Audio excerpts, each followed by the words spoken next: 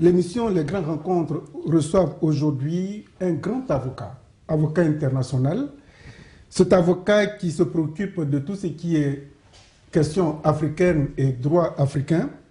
Maître Marcel Sekaldi fait partie de ceux qui ont lancé pour la première fois l'appel des 10 à Marcoussis.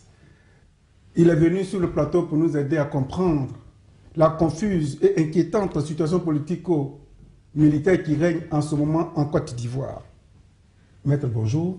Bonjour et merci de m'accueillir sur votre plateau.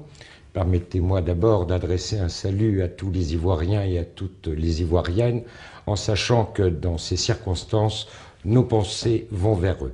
Merci beaucoup, Maître. La première question, quelle analyse vous faites de la situation politique confuse et inquiétante de la Côte d'Ivoire en ce moment? J'allais dire d'abord et d'une manière générale, pauvre Afrique. Quel est le continent auquel l'on va soumettre une telle palinodie de la part de la communauté internationale dont on parle? La communauté internationale, l'avez-vous rencontrée vous-même? Moi, je ne l'ai jamais rencontrée. C'est une femme sans tête. Elle a eu comme porte-parole un fonctionnaire, M. Ban Ki-moon. Le secrétaire général des Nations Unies, je vous le rappelle, n'est qu'un fonctionnaire. C'est le primus inter partes à l'intérieur des fonctionnaires des Nations Unies, mais il n'est que fonctionnaire.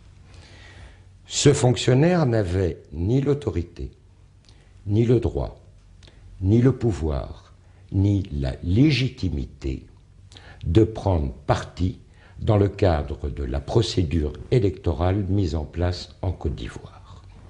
En revanche, son intervention, qui est contraire à l'article 100 de la Charte des Nations Unies, qui fixe le périmètre des prérogatives du secrétaire général, est une atteinte au principe d'impartialité. Depuis hier, l'ancien président sud-africain, M. Thabo Mbeki, est à Abidjan. Selon vous, pourquoi la communauté internationale n'a pas procédé d'abord à cette médiation avant de lancer cette confusion qui inquiète aujourd'hui tout le monde entier? Je vous retournerai la question. Quels sont les intérêts cachés qui ont permis à certains de soutenir que M. Ouattara avait été élu président de la République de la Côte d'Ivoire, sans même attendre la fin du processus électoral, sans même attendre la fin de la procédure prévue par la Constitution ivoirienne?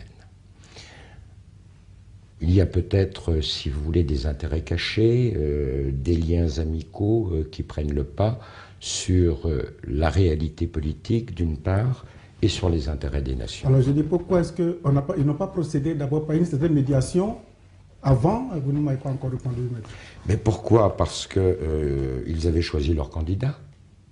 Ils avaient choisi de désigner qui devait être le président de la République de Côte d'Ivoire, en se substituant au peuple ivoirien. Ce que l'on a voulu faire, en réalité, c'est un véritable coup de force électoral, porté contre les intérêts du peuple ivoirien.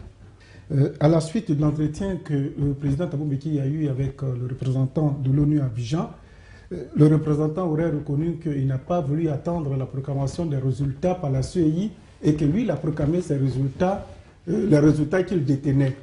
Alors, dans le cas d'espèce, si effectivement ces propos que je viens de citer émanaient vraiment du représentant de l'ONU à Abidjan, et là, on sent qu'il s'est fourvoyé. Est-ce que la communauté internationale peut reconnaître ses erreurs et présenter ses excuses, éventuellement réparer tous les préjudices? Mais il faut qu'elle le fasse. Il est cardinal que c'est la communauté, que le secrétaire général des Nations Unies reconnaisse son erreur, reconnaisse ses fautes.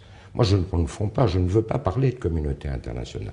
Je vous l'ai dit, la communauté internationale, c'est l'Assemblée générale des Nations Unies et le Conseil de sécurité. Monsieur Ban Ki-moon n'est qu'un fonctionnaire qui a été certes désigné par l'Assemblée générale sur recommandation du Conseil de sécurité, mais ce n'est qu'un fonctionnaire. Il n'a pas à prendre parti. Il n'a pas à prendre parti dans le cadre d'un processus électoral, car ce faisant, il porte atteinte au principe d'impartialité. Maintenant que les positions sont radicales, où va-t-on? Mais justement, où va-t-on? C'est bien la question. Il y a des fauteurs de guerre. Et les fauteurs de guerre, ce sont ceux qui ont annoncé avant la fin du processus constitutionnel des résultats qui n'étaient que provisoires et qui n'étaient pas acquis et qui devaient faire l'objet d'un examen des recours pour annulation devant le Conseil constitutionnel. Moi, je dirais à ceux qui déclarent que M. Ouattara a été élu qu'ils auraient tout à fait intérêt à se pencher sur un certain nombre de procès-verbaux à partir desquels la commission électorale a été amenée à proclamer des résultats. J'ai sous les yeux un procès-verbal. Ça doit être un district de, je suppose, 5 communes de la commune de Bouaké. Je l'ai sous les yeux, il est du 29 novembre 2010, il est signé par le président de la CER et il est signé par les 4 vice-présidents. Je lis, Bouaké, 207 951 inscrits. Votants, 48 301. Votants non inscrits dans les bureaux de vote et ayant voté, 2761. Je fais d'ailleurs remarquer déjà que là, il y a une contravention à la loi électorale ivoirienne. Ne peuvent voter, et c'est la règle de la démocratie, que les électeurs qui sont inscrits sur les listes électorales. Les gens qui ne sont pas inscrits sur les listes électorales ne peuvent pas voter. Là, on a recensé les gens qui, n'étant pas inscrits sur les listes électorales, ont moins voté. Suffrage exprimé. 159 788. Alors, j'aimerais que l'on m'explique par quelle opération du Saint-Esprit 48 301 votants peuvent donner corps à 159 788 suffrages exprimés.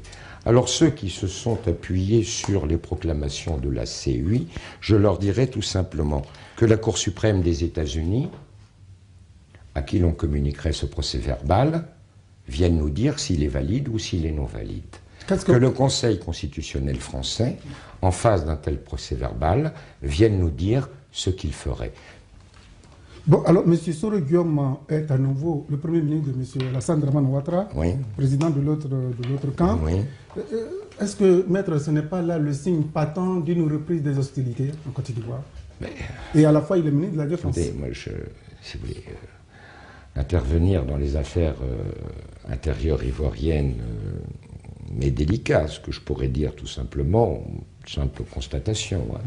M. Ouattara, sauf erreur de ma part, avait annoncé la constitution d'un gouvernement d'union nationale. Donc on pouvait penser que son allié du second tour, que le parti de son allié du second tour, le président Bédié, serait représenté. Je m'aperçois que M. Ouattara a désigné M. Soro. Bon. Si j'étais ivoirien, je dirais que les masques sont tombés et que c'est la reconstitution d'un tandem de putschistes. Alors, maître, est-ce que vous connaissez bien la Côte d'Ivoire? Je la connais un peu, oui. Je la connais un peu. J'ai eu une de mes parentes, mais ça remonte à quelques années, qui a été enseignante en Côte d'Ivoire. Vous intervenez au nom du droit ou bien vous intervenez parce que vous avez un penchant pour... non, si vous voulez, moi je n'ai pas de penchant pour quiconque, mais je n'accepte pas l'injustice et je n'accepte pas, si vous voulez, qu'il y ait un double standard de justice. Et que tant que l'on se gargarisera d'état de droit et de démocratie, alors que l'état de droit dont se prévalent certains et les règles démocratiques auxquelles ils font constamment référence, ne sont en réalité qu'un moyen de pression du fort sur le faible, je le trouve inacceptable. Les observateurs internationaux qui vont souvent en Afrique pour observer les différentes élections, en tant qu'avocat, comment, sur le plan du droit, comment vous les qualifiez? Mais écoutez, tout ça c'est très complexe. Vous avez remarqué que l'Union africaine s'est immédiatement rangée sur les déclarations faites par Ben Ki-moon. Regardez la chronologie. La chronologie, d'ailleurs, est extrêmement intéressante. Le premier à avoir déclaré que Alassane Ouattara était élu est le secrétaire général des Nations Unies. Il a été immédiatement suivi par une déclaration de l'administration américaine, qui elle-même a été suivie d'une déclaration du président Obama. qui ensuite a été suivi d'une déclaration du président Sarkozy. Alors que je vous fais remarquer qu'à l'issue du premier tour, et même dans les heures qui ont suivi le second tour, les mêmes appelaient les différents intervenants à suivre le processus électoral et à déposer les moyens de recours utiles devant le juge des élections qu'est le Conseil constitutionnel. Ce n'est pas la commission électorale. La commission électorale est une autorité administrative. Elle n'est pas le juge de l'élection. Le juge de l'élection est le Conseil constitutionnel. Et que lorsque le Conseil constitutionnel s'est saisi, ainsi que la loi organique le prévoit, ainsi que cela est prévu par la Constitution, c'est à partir de ce moment-là que les déclarations ont été extrêmement fermes. Alassane Ouattara a été élu. Bien. Donc, c'est très exactement une politique de fort avec les faibles et de faibles avec les forts.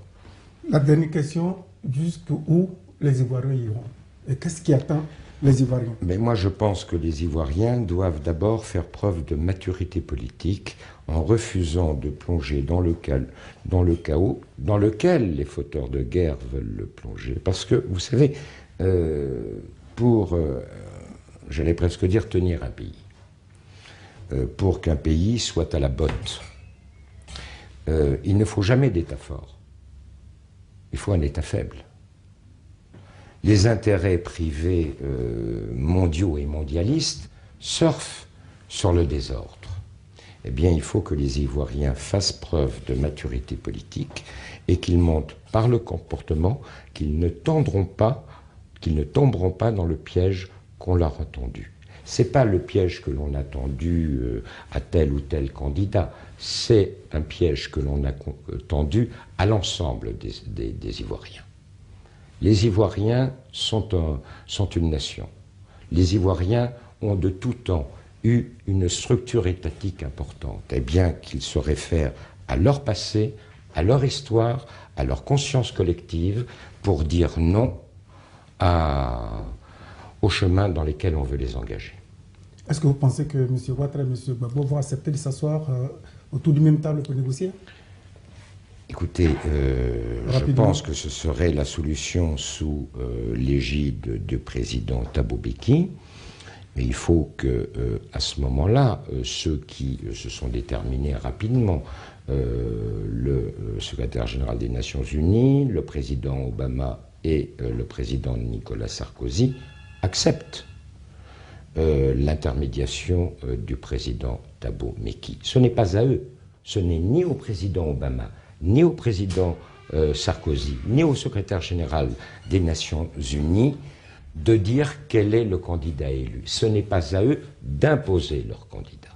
C'est aux Ivoiriens de choisir leur candidat et c'est au médiateur Thabo Mbeki de trouver la solution alternative la plus conforme aux intérêts du peuple et de l'État ivoirien. Merci bien, Maître. Merci à vous qui nous suivez. La situation actuelle de la Côte d'Ivoire n'arrête vraiment pas de nous ébranler. C'est comme une femme qui a deux maris. Cela surprend. La Côte d'Ivoire a deux présidents. Et pour comprendre, nous faisons appel à des spécialistes qui nous donnent leur point de vue. Ils nous instruisent de leur manière. Tout ça, ce n'est pas du tout pour prendre parti de X ou de Y. C'est pour que vous compreniez ce qui arrive aux Ivoiriens. Merci et à très bientôt.